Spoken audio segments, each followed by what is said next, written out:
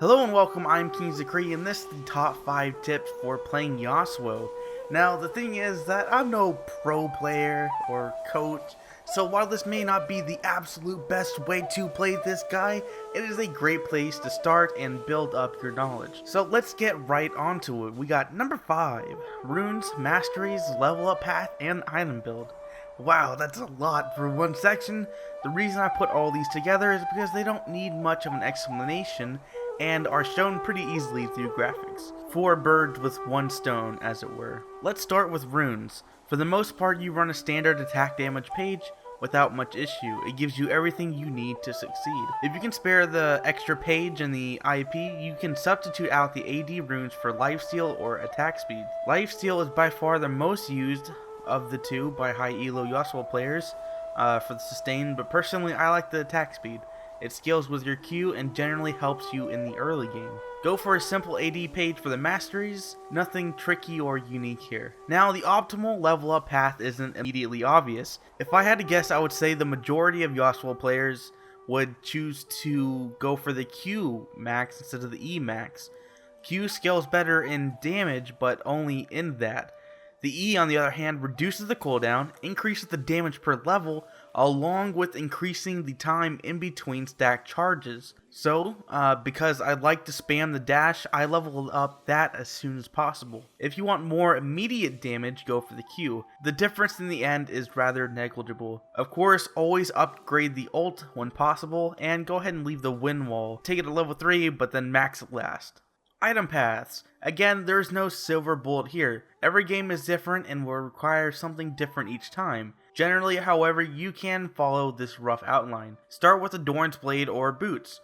Go for the blade if you're confident in your ability to stay alive. Otherwise, go for boots to help build flow and dodge skill shots. And of course, bring health potions and a warden trinket. Every single time, every game, everything, if you're picking Yasuo, your first major item is a static shiv. Always, no exception. Static shiv gives Yasuo everything he could possibly want, and because of this, he will hit a massive power spike when obtained. Next up, you can skip right to an Infinity Edge or start building the Trinity Force.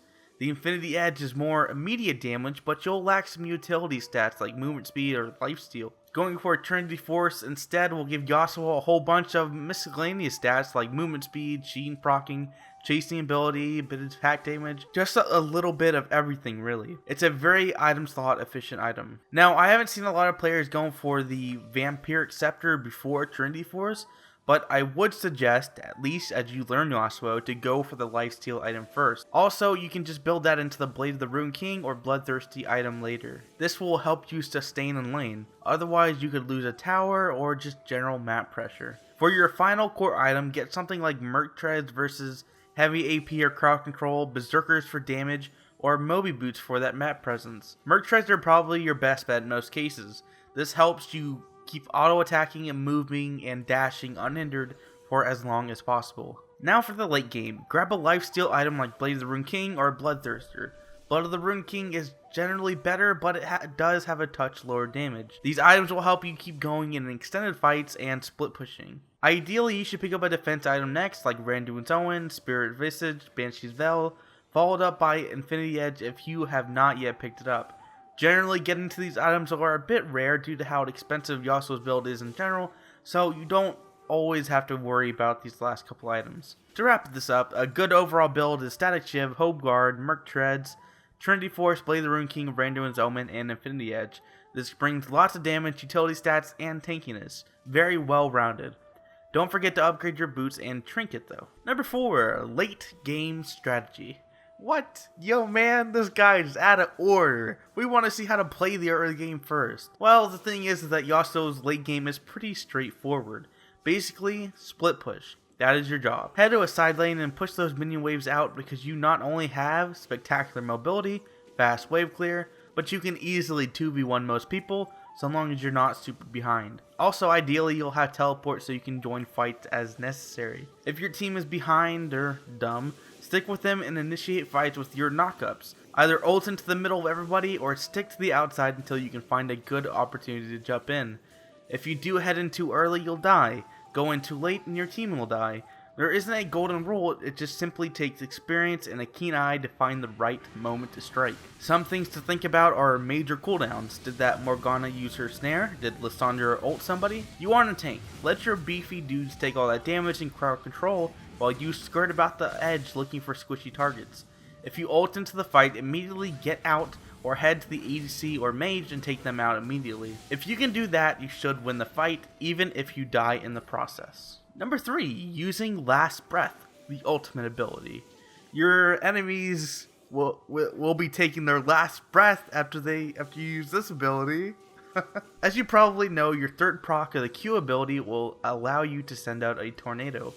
This tornado, along with dozens of other champions, will be able to knock up your enemies. When they are up in the air, and only for a very short duration, you will be able to blink to that champion, deal damage, fill the flow bar, and gain 50% armor penetration. Just in general, that is just absolutely mental. It also has a very short cooldown, so you can pretty much spam it in every team fight. The drawback is that, well, you have to have a knocked up target in addition to being in range, which is actually awfully short. I remember back in the good old days when you could practically ult across the map. Good times. Still, your ult is incredibly powerful and should be used as much as possible. Don't save it for the right moment, just use it.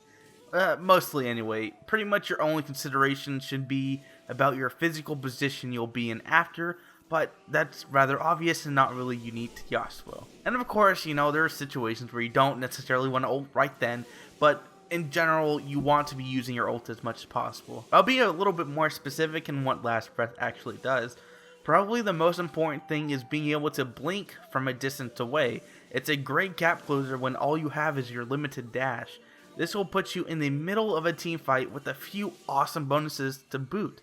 The cool thing you'll soon learn is just how many champions you synergize with and ult immediately after those. A few major ones are something like Orianna's ult, Malphite ult, Lee Sin ult, Vi's ult, and even small displacements like Darius' Apprehend or Vi's Q. Next up is the immediate fill up a flow. Essentially, this means you get a nice fat shield after ulting the enemy team. It's incredibly useful for not immediately dying. Lastly, you have the armor penetration. That means ADCs are going to melt and tanks won't be so frustrating to deal with. Also, this means armor penetration like Last Whisper aren't really all that necessary since you get a free one every minute or so. Oh yeah, and it also does damage, but it's pretty nominal. So that's what this ability is. I went into so much detail about the basics because there isn't a lot to say about how to use it. You just literally use it all the time. I suppose a tip to give is to wait to proc your tornado until you're close to your enemy so you don't miss. Also, you can use the ult, of course, to initiate team fights or even surprise enemies. Just use it, and use it often. Number 2, Wind Wall Effectiveness. Face the wind. The proclaimed most broken ability in the game. They're sort of correct, but sort of wrong too. Essentially, you put up a static wall wherever you aim, but it comes out perpendicularly. It could be broken if you could aim it like Anivia, but let's not give Riot any ideas. This wall will stop all projectiles, most commonly ranged auto attacks, but also things like the Thresh and Blitzcrank hooks. Using this ability effectively is difficult, and once again there isn't a magic bullet tip, but I will give some pointers to get you started. First of all, know its limits. Yes, you can block projectiles, but not turret shots. Also, nothing like the Lux or Vel'Koz ult, as they are beams and not projectiles. For the most part, you can guess most of what it blocks pretty quickly, but over time you'll see the specific ones that don't. But where do you even place this thing? How do you place it? How do you go about thinking the mindset about where to place it? One important thing to note is that the wall goes down at least a certain distance in front of you, so back up and then use it as necessary. This means anyone right on top of you as you use the wall will not be blocked. Well, not for long anyway. As the shield goes out, it will block anything coming towards it until it reaches its final position. Then anything between you and the wall is free game. So this can make for relatively clutch saves, I suppose. If a Thresh hook is coming at you, you have until the absolute last millisecond of when the hook reaches you to use your wall and push it out away from you, even though the hook is already past the final position of the wall. I'll probably have a clip going on or something. It's a lot easier to show. Besides what I mentioned before, like blocking the hooks, it also has a more specific utility use. For example, you can block the dragon's attacks, allowing a few seconds of no damage. You can protect your turret from range damage by placing the wall just in front of it, or protecting your team while taking a turret. Maybe you want to block that Caitlyn or Ashe ult coming in at your low health teammates. You can do that too. There are a ton of uses. The huge drawbacks, of course, are being able to place it well, and the huge cooldown. I mean, it's practically got an ult cooldown of something like 20 seconds. More often than not, you may want to save it. When an enemy sees you've used it, they have the go-ahead to engage on you because they know the cooldown is so long. Number 1, probably the most important thing to cover about Yasuo. That's trading. And you might want to take a seat, because this is going to take a while. Trading in the early game is by far the most difficult and possibly most important aspect of Yasuo. The thing is though, newer players can skip this entirely actually. If you only sit under turret and only get like half the minions but never die, you can still do a lot of work in the late game due to his just incredible power spike and insane scaling off only 1 or 2 items. The purpose of a good early game is not only to propel yourself so far ahead that you can literally destroy anyone, but to completely shut down the other laner.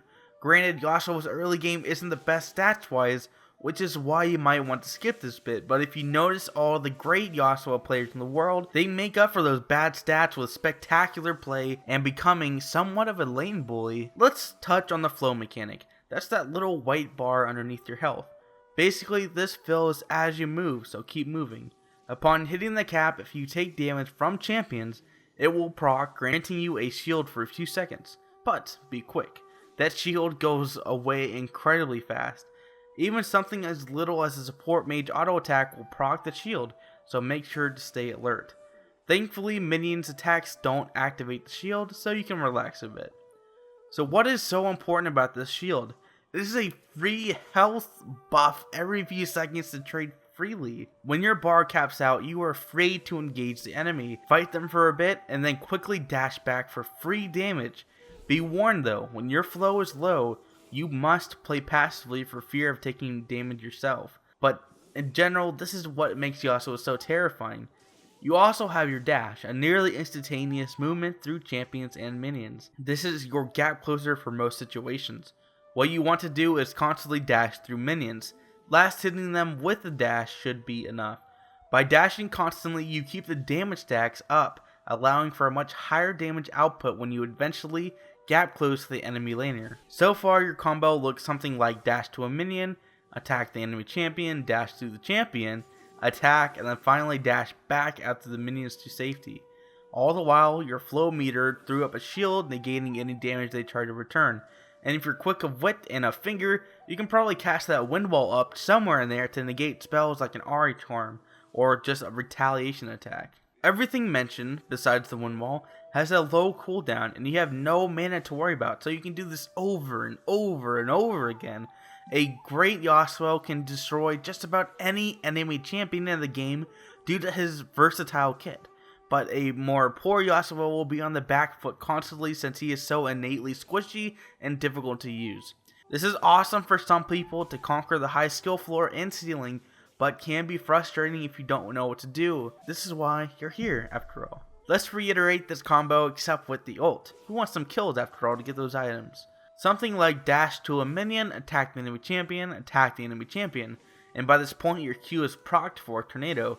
You dash plus Q plus E for that AoE knockup and then ult them. Dash to the enemy champion right after if necessary and attack again for a kill. Use the wind wall somewhere in there to block damage or crowd control.